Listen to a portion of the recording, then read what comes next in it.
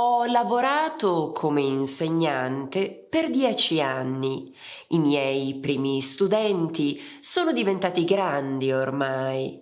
Ieri ho avuto la febbre, sono rimasto a casa tutto il giorno e oggi mi sento ancora debole. Sono partita in solitaria, ho scelto di stare da sola. Stavolta. Il passato prossimo è un tempo verbale che serve per parlare di cose del passato che sono ancora attuali o rilevanti al presente. Ciao, io sono Eli e aiuto gli studenti di italiano a parlare in modo sicuro e fluente e oggi ti insegnerò come si usa il passato prossimo in italiano. Cominciamo dalla formazione.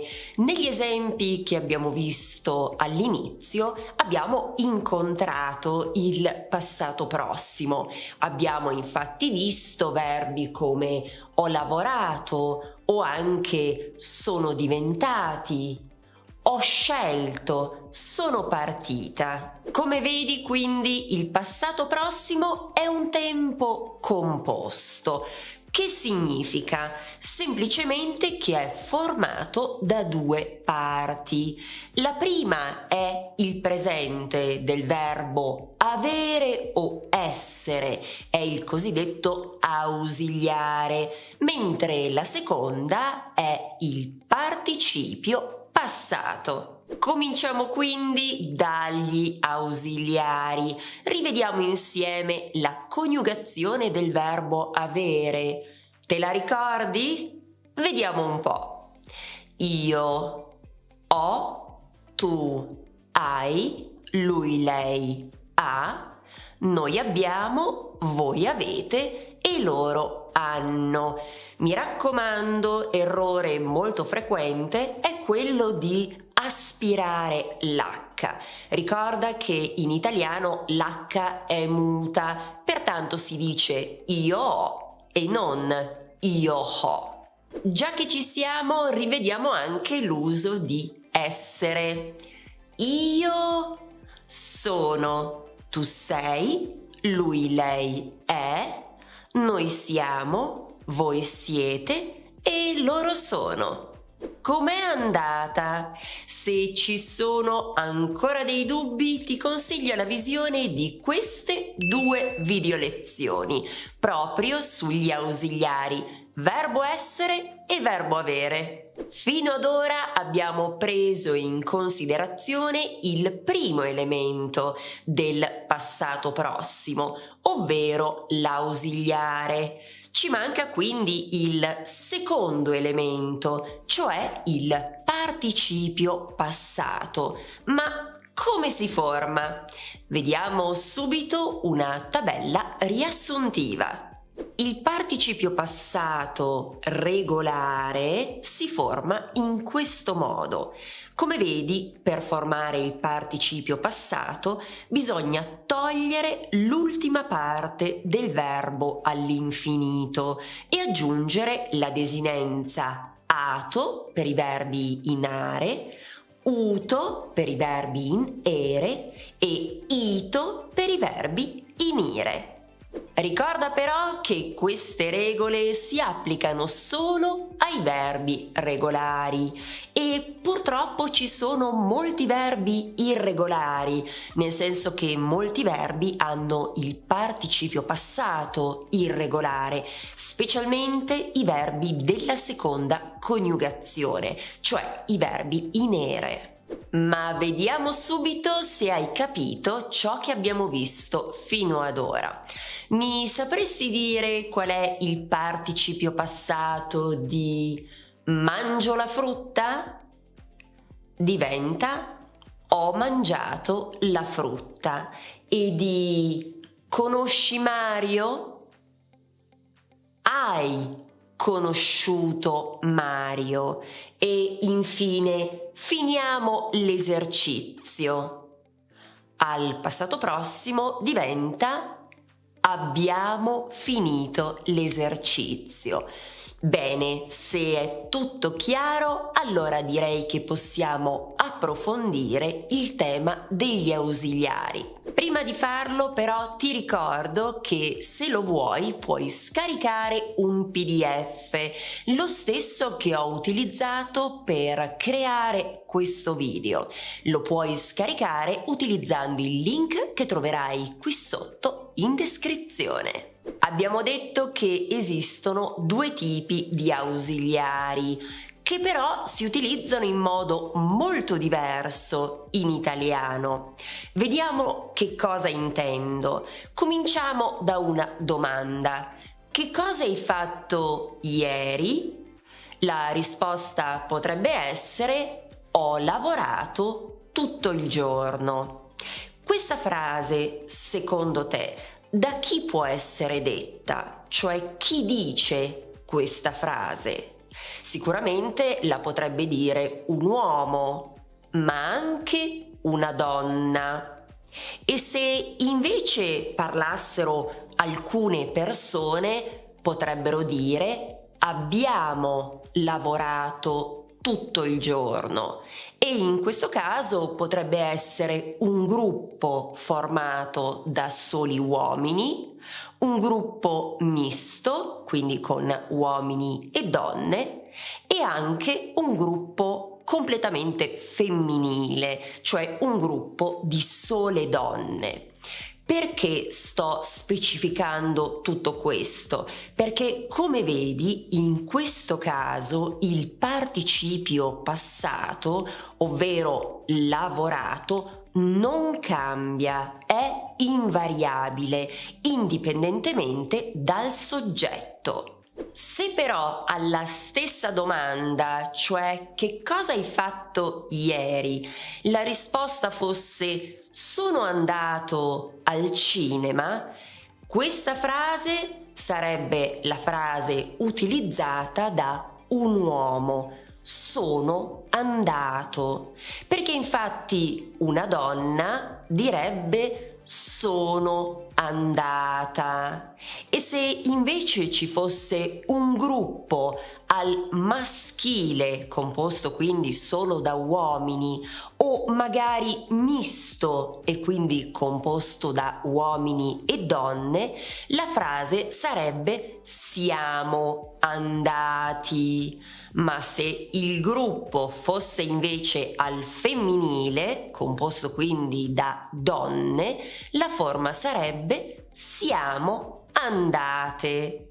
Come vedi, pertanto, il participio passato, quando usiamo l'ausiliare essere, cambia a seconda del soggetto. Possiamo avere infatti andato con la O maschile singolare, andata con la A femminile singolare, andati con la I maschile plurale e infine andate con la E femminile plurale. Per vedere se è tutto chiaro, ti chiedo di trasformare velocemente due frasi al passato. Ti dirò anche gli ausiliari, perché non abbiamo ancora visto quando si usano. La prima frase è studio l'italiano con Eli. Eli sarei io. In questo caso l'ausiliare è avere e la seconda frase è noi arriviamo fino alla fine del video. Io perlomeno ho intenzione di arrivarci, spero anche tu. Prima di passare all'uso degli ausiliari, ti invito ad iscriverti alla mia newsletter Confessioni di una Language Coach. Ci sono cose di cui parlo solo nella newsletter e ricorda che potrai scaricare gratuitamente questa guida sui 10 elementi essenziali per imparare l'italiano e ricorda anche che ogni settimana ti manderò le nuove video lezioni direttamente nella tua casella di posta elettronica. Quando si usa essere e quando si usa avere. Lo vedremo subito. Cominciamo proprio dal verbo essere e dai verbi di movimento. Vogliono essere i verbi che indicano movimento, come per esempio andare, venire, entrare, uscire, arrivare, partire, eccetera. Ecco qualche esempio.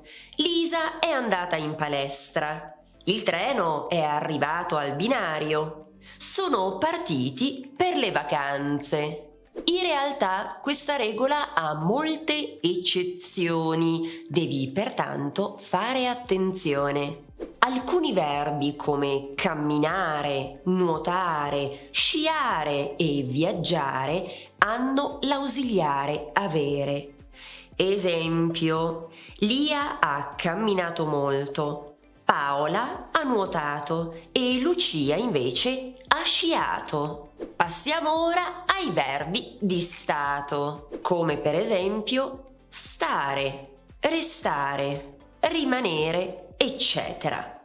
Paola è stata a casa perché è ammalata, mentre Laura è restata al lavoro fino a tardi. Paolo è rimasto sveglio tutta la notte. Ora prova a pensare a tutti i verbi per i quali c'è un cambiamento, una sorta di mutazione da una condizione A una condizione B. Sono i cosiddetti verbi di cambiamento. Alcuni li chiamano anche verbi di vita. Per esempio il verbo diventare, ingrassare, dimagrire, crescere, eccetera. Esempi: Maria è dimagrita, il bambino è diventato grande, la piantina è cresciuta. Anche i verbi riflessivi vogliono essere. Per esempio svegliarsi, lavarsi, addormentarsi, salutarsi, sedersi, vestirsi, eccetera. Mario si è svegliato. Maria si è lavata le mani. Pia e Carlo si sono salutati. Infine ci terrei a citare ancora altri 3 verbi che creano sempre molti problemi. I verbi mancare, piacere, sembrare. Perché piange? Gli è mancata la mamma. Il film gli è sembrato noioso. Le è piaciuto il gelato. Naturalmente poi ricorda che il verbo essere vuole sempre l'ausiliare essere. Detto questo, tutti gli altri verbi vogliono avere. In particolar modo ricorda che quando un verbo è transitivo, cioè risponde alle domande chi, che cosa, vuole sempre avere. Vediamo meglio questo concetto. I verbi che possono avere l'oggetto diretto si chiamano transitivi.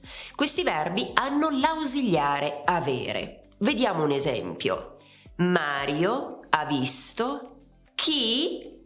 Paolo. Oppure Mario ha visto che cosa?